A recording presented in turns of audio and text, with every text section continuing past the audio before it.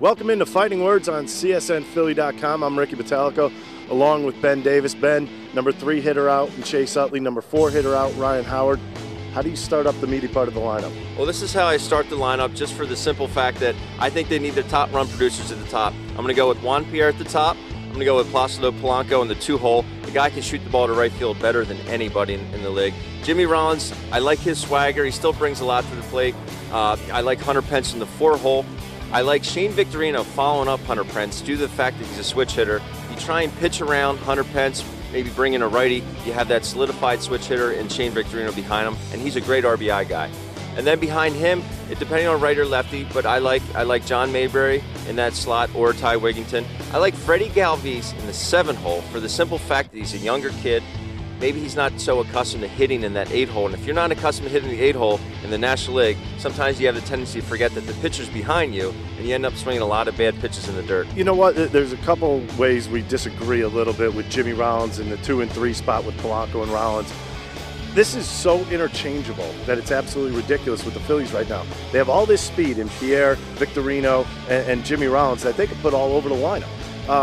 I also disagree a little bit at the bottom of the order. I like Chooch down below where he normally is. John Mayberry Jr. for me is a huge question mark again. I know the Phillies are saying that they're going to give him a lot of opportunities, a lot of chances to win over that left field job or first base job, wherever he may be playing defensively.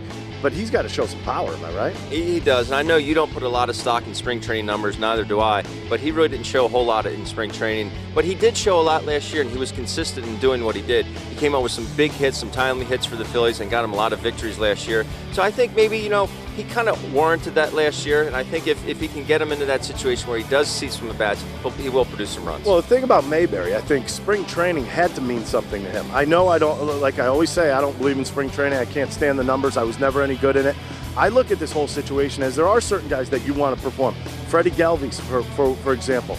John Mayberry Jr., you want him to perform. You need some home runs. You need some pop out of him. Showed a little bit towards the end of spring training. But what is he going to bring production-wise to the Phils? What is he going to bring production-wise? Well, I think Freddie Galvis can do a bunch of things. I think he can bunt, he can use his wheels, and he's shown some gap power, and he even hit a couple home runs out in spring training.